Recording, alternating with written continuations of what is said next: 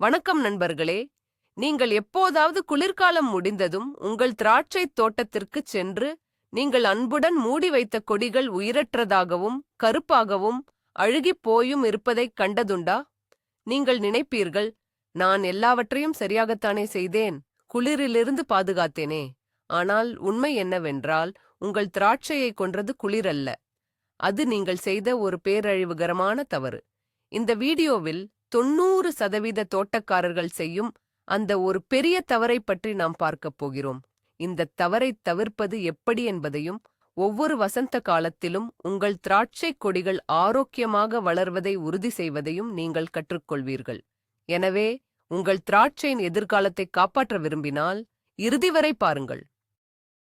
நாம் அந்த பெரிய தவறுக்குள் நுழைவதற்கு முன் திராட்சைக் கொடிகளை குளிர்காலத்தில் ஏன் பாதுகாக்க வேண்டும் என்பதை புரிந்து கொள்வது அவசியம். திராட்சை, குறிப்பாக பல நவீன வகைகள், மிகவும் மென்மையானவை. கடுமையான குளிர், பனி மற்றும் உறைந்த காற்று ஆகியவை இளம் கொடிகளை எளிதில் சேதப்படுத்தும், சில சமயங்களில் அவற்றை முழுவதுமாக அழித்துவிடும். எனவே தோட்டக்காரர்கள் அவற்றை குளிரிலிருந்து பாதுகாக்க பல முறைகளை பயன்படுத்துகிறார்கள். மண்ணால் மூடுவது, வைக்கோல் அல்லது உலர்ந்த இலைகளை பயன்படுத்துவது அல்லது சிறப்புப் பொருட்களைக் கொண்டு மூடுவது போன்றவை இதில் அடங்கும். இந்த பாதுகாப்பு முறையின் முக்கிய நோக்கம் கொடிகளை உறைந்து போகாமல் தடுப்பதாகும். ஆனால் இந்த பாதுகாப்பு முயற்சியில்தான் பலரும் அறியாமல் ஒரு பெரிய தவறை செய்கிறார்கள். அது உறைபனியை விட ஆபத்தானது. சரி, இப்போது அந்த $1,000,000 கேள்விக்கு வருவோம். அந்த பெரிய தவறென்ன? அது வெப்பத்தால் அவிந்து போதல் அல்லது அழுகிப் போதல். தொழில்நுட்ப ரீதியாக இதை விப்ரவானியே விஐப்ரையவனி என்று சொல்வார்கள். இது குளிர்காலத்தில் உங்கள் பாதுகாப்பு உறைக்கு அடியில் அதிக ஈரப்பதம் மற்றும் வெப்பம் சேரும்போது நிகழ்கிறது. நீங்கள் நினைப்பது சரிதான். குளிர்காலத்தில் வெப்பமா? ஆம்.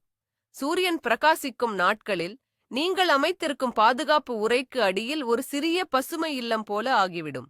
வெப்பநிலை 0க்கு மேல் உயரும். இந்த வெப்பம் மற்றும் ஈரப்பதம் இணைந்து திராட்சைக் கொடியின் பட்டைகளை மென்மையாக்கி பூஞ்சை நோய்கள் மற்றும் பாக்டீரியாக்கள் வளர ஒரு சரியான சூழலை உருவாக்குகின்றன. இதன் விளைவாக கொடி மெதுவாக உள்ளிருந்தே அழுகத் தொடங்குகிறது. இது குளிரினால் ஏற்படும் சேதத்தை விட மிக மோசமானது. இந்த வெப்பத்தால் அவிந்து போகும் நிலையின் அறிகுறிகள் என்ன? வசந்த காலத்தில் நீங்கள் உங்கள் பாதுகாப்பு உறையை அகற்றும்போது கொடிகள் ஈரமாகவும் சோர்வாகவும் சில சமயங்களில் ஒருவித சளிப்படலத்துடன் இருப்பதைக் காண்பீர்கள். பட்டை எளிதில் உரிக்கப்படலாம். அதன் கீழ் உள்ள திசுக்கள் பழுப்பு அல்லது கருப்பு நிறத்தில் இருக்கும். ஆரோக்கியமான கொடியின் வெட்டுப்பகுதி பிரகாசமான பச்சை நிறத்தில் இருக்க வேண்டும். ஆனால் பாதிக்கப்பட்ட கொடியின் வெட்டுப்பகுதி உயிரற்றதாகத் தோன்றும். சில நேரங்களில் ஒரு விரும்பத்தகாத புளித்த வாசனையையும் நீங்கள் உணரலாம். இவை அனைத்தும் உங்கள் கொடி குளிரில் உறைந்து போகவில்லை, மாறாக அது மூச்சுத் திணறி அதிக ஈரப்பதத்தால் அழுகிவிட்டது என்பதற்கான தெளிவான அறிகுறிகளாகும். இது ஒரு சோகமான காட்சி, ஆனால் இதை தவிர்க்க முடியும். இந்த பேரழிவிற்கு வழிவகுக்கும் முதல் பொதுவான செயல் மிக விரைவில் கொடிகளை மூடுவது. பல தோட்டக்காரர்கள் முதல் பனிப்பொழிவு வருவதற்கு முன்பே இலையுதிர்காலத்தின் ஆரம்பத்திலேயே தங்கள் திராட்சைகளை மூட அவசரப்படுகிறார்கள். இது ஒரு பெரிய தவறு. திராட்சைக் கொடிகள் குளிர்காலத்திற்கு தங்களை தயார்படுத்திக் கொள்ள வேண்டும். அவை சில லேசான முதல் கடுமையான பணிகளை அனுபவிக்க வேண்டும். இந்த செயல்முறை கடினப்படுத்துதல் என்று அழைக்கப்படுகிறது. இது கொடிகளில் உள்ள சர்க்கரைகளை செறிவூட்டி வாத்னி ஷ்ஜெங்கா கிளினி தந்துகுனேலா சேஸ்துண்டி. நீங்கள் மிக விரைவில் மூடினால் கொடிகள் இந்த கடினப்படுத்தும் செயல்முறையை முடிக்காது, மேலும் அவை குளிர்காலத்தின் ஏற்ற இறக்கமான வெப்பநிலையை எதிர்கொள்ளத் தயாராக இருக்காது. இது அவற்றை வெப்பத்தால் அவிந்து போகும் நிலைக்கு மிகவும் எளிதில் ஆளாக்குகிறது. அடுத்த முக்கியமான தவறு தவறான பொருட்களை பயன்படுத்துவது. குறிப்பாக பாலியெதிலீன் அல்லது பிளாஸ்டிக் ஷீட்களை நேரடியாக கொடிகளின் மீது போடுவது மிகவும் ஆபத்தானது. பிளாஸ்டிக் காற்று புகாதது. அது உள்ளே ஈரப்பதத்தை சிக்க வைக்கிறது. சூரியன் அடிக்கும்போது பிளாஸ்டிக்கின் கீழ் வெப்பநிலை வியத்தகு முறையில் உயர்கிறது. இது ஒரு நீராவி குளியல் போன்ற விளைவை உருவாக்குகிறது. இந்த சூழல் பூஞ்சைகளின் வளர்ச்சிக்கு சொர்க்கமாகும். ஒருபோதும் உங்கள் திராட்சை கொடிகளை நேரடியாக பிளாஸ்டிக் கொண்டு மூடாதீர்கள். நீங்கள் அதை வெளிப்புற அடுக்காக பயன்படுத்த விரும்பினால் கூட, கொடிக்கும் பிளாஸ்டிக் இருக்கும் இடையில் கணிசமான காற்று இடைவெளி இருப்பதை உறுதி செய்ய வேண்டும்.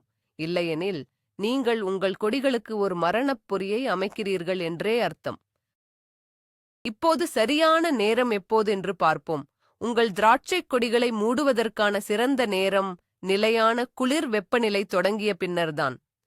பொதுவாக வெப்பநிலை -5 முதல் -8 டிகிரி செல்சியஸ் வரை தொடர்ந்து சில நாட்கள் இருக்கும்போது இது செய்யப்பட வேண்டும். இந்த நேரத்தில் நிலத்தின் மேல் அடுக்கு லேசாக உறைந்திருக்கும் மற்றும் கொடிகள் அவற்றின் கடினப்படுத்தும் செயல்முறையை முடித்திருக்கும். இந்த நிலையில் அவற்றை மூடுவது அவை குளிர்கால உறக்க நிலைக்குச் செல்வதை உறுதி செய்கிறது. அவசரப்படாதீர்கள். வானிலை முன்னறிவிப்பை கவனியுங்கள். நிலையான குளிர்காலம் வரும் வரை காத்திருங்கள். இந்த பொறுமை உங்கள் திராட்சை கொடிகளின் ஆரோக்கியத்தில் பெரிய வித்தியாசத்தை ஏற்படுத்தும். மூடுவதற்கு முன் உங்கள் கொடிகளை சரியாக தயாரிக்க வேண்டும். இலையுதிர்கால கத்தரிப்பை செய்யுங்கள். தேவையற்ற மற்றும் நோய்வாய்ப்பட்ட கிளைகளை அகற்றவும். இது பாதுகாப்பு உறையின் கீழ் காற்றோட்டத்தை மேம்படுத்த உதவும். கத்தரித்த பிறகு பூஞ்சை நோய்களை தடுக்க கொடிகளை தாமிர சல்பேட் அல்லது போர்டியாக்ஸ் கலவை போன்ற பூஞ்சை கொல்லி கொண்டு தெளிப்பது மிகவும் முக்கியம். இது பாதுகாப்பு உறையின் கீழ் பூஞ்சைகள் வளரும் வாய்ப்பை குறைக்கும். கொடிகள் முழுமையாக உலர்ந்த பின்னரே அவற்றை மூட வேண்டும் என்பதை நினைவில் கொள்ளுங்கள். ஈரமான கொடிகளை மூடுவது அழுகும் செயல்முறையை நீங்களே தொடங்குவது போலாகும். கொடிகளை தரையில் வளைக்கும்போது கவனமாக இருங்கள். பழைய, தடிமனான கொடிகளை உடைப்பது எளிது. அவற்றை மெதுவாக பல நாட்களில் படிப்படியாக வளைக்க முயற்சிக்கவும். கொடிகளை நேரடியாக வெறும் தரையில் வைக்க வேண்டாம். இது தரையிலிருந்து ஈரப்பதத்தை உறிஞ்சி அழுக வழிவகுக்கும். கொடிகளுக்கு அடியில் உலர்ந்த பலகைகள், தட்டையான கற்கள் அல்லது தடிமனான அட்டை பெட்டிகளை வைக்கவும். இது கொடிகளை தரையிலிருந்து உயர்த்தி ஈரப்பதத்துடன் நேரடித் தொடர்பை தடுக்கும். இந்த சிறிய படி உங்கள் கொடிகளை வசந்த காலம் வரை ஆரோக்கியமாக வைத்திருக்க பெரிதும் உதவும். காற்று உலர் பாதுகாப்பு முறை என்பது மிகச் சிறந்த மற்றும் நம்பகமான முறையாகும். இதன் முக்கிய தத்துவம் கொடிகளை குளிரிலிருந்து பாதுகாப்பது மட்டுமல்லாமல் அவற்றைச் சுற்றி தொடர்ந்து காற்று தொங்கம் செய்வதை உறுதி செய்வதுமாகும். அதாவது, உங்கள் பாதுகாப்பு உறை ஒருபோதும் காற்று புகாதவாறு இருக்கக்கூடாது. கொடிகளைச் சுற்றி ஒரு காற்றுப்பையை உருவாக்குவதே இதன் நோக்கம். இந்த காற்றுப்பை ஒரு இன்சுலேட்டராக செயல்படுகிறது, அதே நேரத்தில் அதிகப்படியான ஈரப்பதம் வெளியேற அனுமதிக்கிறது. இதுதான் வெப்பத்தால் அவிந்து போவதை தடுப்பதற்கான ரகசியம்.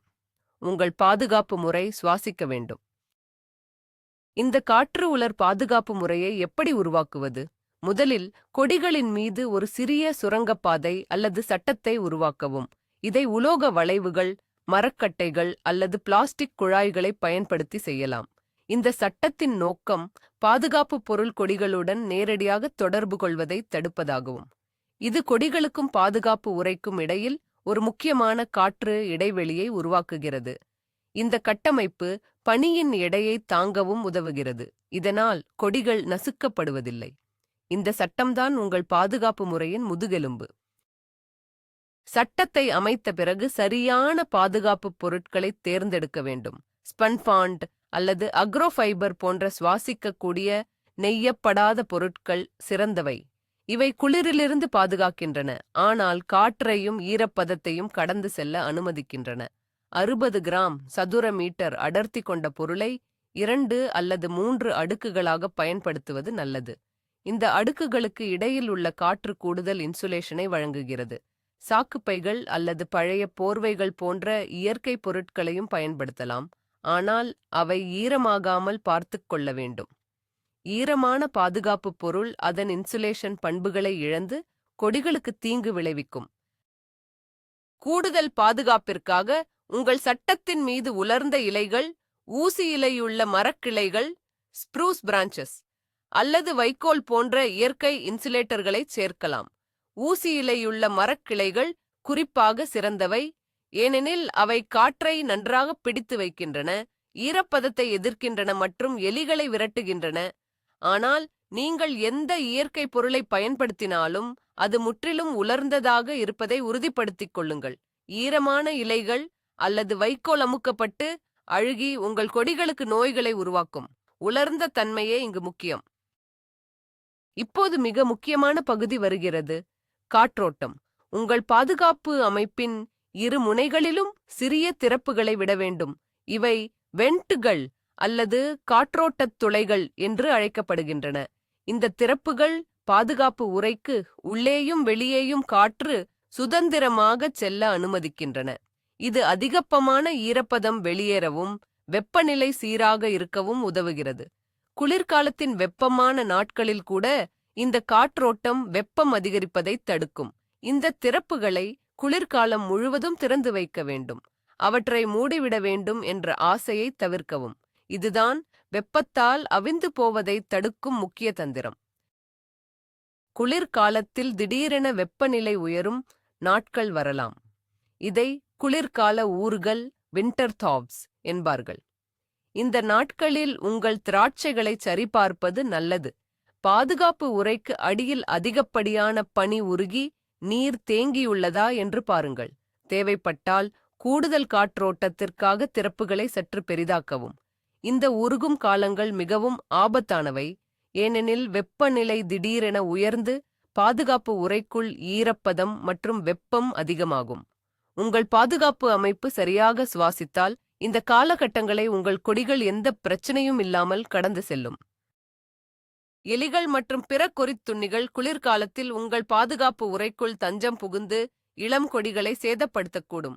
இதைத் தடுக்க பாதுகாப்பு உறைக்குள் சில தடுப்பு நடவடிக்கைகளை எடுக்கலாம். புதினா இலைகள் அல்லது நாப்தலீன் உருண்டைகளை உள்ளே வைப்பது எலிகளை விரட்ட உதவும். மேலும் ஊசி இலையுள்ள மரக்கிளைகளை பயன்படுத்துவதும் ஒரு நல்ல தடுப்பு முறையாகும், ஏனெனில் அவற்றின் கூர்மையான ஊசிகள் எலிகளுக்கு பிடிக்காது. உங்கள் பாதுகாப்பு அமைப்பைச் சுற்றி எலிப்பொறிகளை வைப்பதும் ஒரு சிறந்த யோசனையாகும். வசந்தம் வரும்போது பாதுகாப்பு உறையை அகற்றுவதில் அவசரப்பட வேண்டாம். இரவில் கடுமையான பனிகள் இன்னும் ஏற்பட வாய்ப்புள்ளது. பனி உருகி நிலையான நேர்மறை வெப்பநிலை தொடங்கிய பின்னரே படிப்படியாக உறையை அகற்ற வேண்டும்.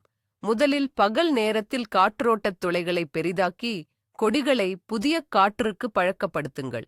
பின்னர் ஒரு மேகமூட்டமான நாளில் பாதுகாப்பு உறையின் ஒரு பகுதியை அகற்றவும். சில நாட்களுக்குப் பிறகு முழு உறையையும் அகற்றலாம். நேரடியாக சூரிய ஒளியில் உறையை அகற்றுவது இளம் மொட்டுகளை அதிர்ச்சிக்குள்ளாக்கி சேதப்படுத்தக்கூடும். உறையை அகற்றிய பிறகு கொடிகளை உடனடியாக அவற்றின் ஆதரவு கம்பிகளில் கட்ட வேண்டாம். அவை சில நாட்கள் தரையில் இருக்கட்டும். இது அவை புதிய சூழலுக்கு மெதுவாக பழக உதவும். கொடிகளை கவனமாக ஆய்வு செய்யுங்கள். ஏதேனும் உடைந்த அல்லது சேதமடைந்த பகுதிகள் இருந்தால் அவற்றை அகற்றவும். மொட்டுகள் வீங்கத் தொடங்கும்போது கொடிகளை அவற்றின் ஆதரவு கம்பிகளில் கட்டி வசந்த கால பராமரிப்பை தொடங்கலாம். இந்த மெதுவான மற்றும் கவனமான அணுகுமுறை உங்கள் கொடிகள் குளிர்கால உறக்கத்திலிருந்து சீராக மீண்டு வர உதவும். ஒரு பொதுவான தவறான கருத்து என்னவென்றால், அதிக பாதுகாப்பு எப்போதும் நல்லது என்பது. மக்கள் தங்கள் திராட்சைகளை முடிந்தவரை தடிமனாகவும் காற்று புகாதவாறும் மூட முயற்சிக்கிறார்கள். அவர்கள் அதை ஒரு புதையல் போல மூடி சீல் வைக்கிறார்கள். ஆனால் நாம் பார்த்தது போல இது நன்மையை விட அதிக தீங்கையே விளைவிக்கும். திராட்சை கொடிகளுக்கு குளிர் எதிரிதான், ஆனால் ஈரப்பதம் மற்றும் காற்றோட்டமின்மை ஆகியவை அதைவிட பெரிய எதிரிகள். எனவே உங்கள் குறிக்கோள் கொடிகளை மம்மி போல மாற்றுவது அல்ல, மாறாக அவற்றுக்கு ஒரு சுவாசிக்கக்கூடிய உலர்ந்த மற்றும் பாதுகாப்பான குளிர்கால வீட்டை வழங்குவதாகவும். இளம் கொடிகளுக்கு அதிக கவனம் தேவை. முதல் 2 ஆண்டுகளில் அவற்றின் வேர் அமைப்பு இன்னும் பலவீனமாக இருக்கும், மேலும் அவை குளிரால் எளிதில் பாதிக்கப்படக்கூடியவை. எனவே இளம் கொடிகளுக்கு அதிக கவனத்துடன் பாதுகாப்பு அளியுங்கள். அவற்றை முழுமையாக மண்ணால் மூடுவது ஒரு நல்ல வழி, ஏனெனில் மண் ஒரு சிறந்த இன்சுலேட்டராக செயல்படுகிறது. ஆனால் நீங்கள் எந்த முறையை பயன்படுத்தினாலும் காற்றோட்டம் மற்றும் ஈரப்பதம் கட்டுப்பாடு ஆகிய அடிப்படை கொள்கைகளை நினைவில் கொள்ளுங்கள். ஆரோக்கியமான இளம் கொடிகள் எதிர்காலத்தில் உங்களுக்கு சிறப்பான அறுவடையை வழங்கும். பழைய நன்கு நிறுவப்பட்ட கொடிகள் குளிரை சிறப்பாக தாங்கும். சில குளிர் தடுப்பு வகைகளுக்கு பாதுகாப்பு உறை கூட தேவையில்லை. உங்கள் பகுதியில் உள்ள காலநிலை மற்றும் உங்கள் திராட்சை வகையின் குளிர் தாங்கும் திறனை அறிந்து கொள்வது அவசியம். உங்கள் திராட்சை வகைக்கு எவ்வளவு பாதுகாப்பு தேவை என்பதைப் பற்றி சந்தேகம் இருந்தால் உள்ளூர் தோட்டக்கலை நிபுணர்களிடம் கேட்பது நல்லது. உங்கள் குறிப்பிட்ட சூழலுக்கு ஏற்றவாறு உங்கள் பாதுகாப்பு முறையை மாற்றுவது வெற்றிகரமான திராட்சை வளர்ப்பின் ஒரு முக்கிய பகுதியாகும். சுருக்கமாகச் சொன்னால், உங்கள் திராட்சையை குளிர்காலத்தில் பாதுகாப்பதன் ரகசியம் ஒரு சமநிலையில் உள்ளது. நீங்கள் அவற்றை குளிரிலிருந்து பாதுகாக்க வேண்டும், ஆனால் அதே நேரத்தில் அவை சுவாசிக்க அனுமதிக்க வேண்டும். காற்று உலர் பாதுகாப்பு முறையை பயன்படுத்துங்கள். சரியான நேரத்தில் மூடுங்கள். சரியான சுவாசிக்கக்கூடிய பொருட்களை பயன்படுத்துங்கள். காற்றோட்டத்திற்காக திறப்புகளை விடுங்கள். இந்த விதிகளை பின்பற்றினால் உங்கள் திராட்சை கொடிகள் வெப்பத்தால் அவிந்து போகும் பேரழிவிலிருந்து தப்பித்து ஒவ்வொரு வசந்த காலத்திலும் வலுவாகவும் ஆரோக்கியமாகவும் வெளிவரும். இது உங்கள் நேரத்தையும் உழைப்பையும் முதலீடு செய்வதற்கு மதிப்புள்ளது. எனவே இப்போது உங்களுக்கு தெரியும், உங்கள் திராட்சைகளை குளிர்காலத்தில் கொல்லும் மர்மமான சக்தி குளிர் அல்ல, அது அதிகப்படியான அன்பு மற்றும் தவறான கவனிப்பு. வெப்பத்தால் அவிந்து போதல் அல்லது அழுகிப் போதல் என்ற இந்த அமைதியான கொலையாளி காற்று புகாத ஈரமான பாதுகாப்பு உறைக்கு அடியில் பதுங்கியிருக்கிறது. இதிலிருந்து நாம் கற்றுக்கொள்ளும் பாடம் என்னவென்றால், திராட்சை கொடிகளுக்கு குளிரை விட மூச்சுத் திணறல் மிகவும் ஆபத்தானது. காற்றோட்டமே ராஜா. இந்த ஒரு விஷயத்தை நீங்கள் நினைவில் வைத்திருந்தால் உங்கள் குளிர்கால திராட்சை பாதுகாப்பு முயற்சிகள் எப்போதும் வெற்றிகரமாக இருக்கும். இந்த வீடியோவை பார்த்ததற்கு மிக்க நன்றி. இது உங்களுக்கு பயனுள்ளதாக இருந்திருக்கும் என்று நம்புகிறேன். இந்த வீடியோவை லைக் செய்யவும், எங்கள் சேனலுக்கு சப்ஸ்கிரைப் செய்யவும், உங்கள் நண்பர்களுடன் பகிரவும் மறக்காதீர்கள். இப்போது உங்களுக்கான கேள்வி: நீங்கள் உங்கள் திராட்சைகளை குளிர்காலத்திற்கு எப்படி பாதுகாக்கிறீர்கள்? நீங்கள் எதிர்கொண்ட சவால்கள் என்ன? உங்கள் அனுபவங்களையும் ரகசியங்களையும் கீழே உள்ள கருத்துக்களில் எங்களுடன் பகிர்ந்து கொள்ளுங்கள்.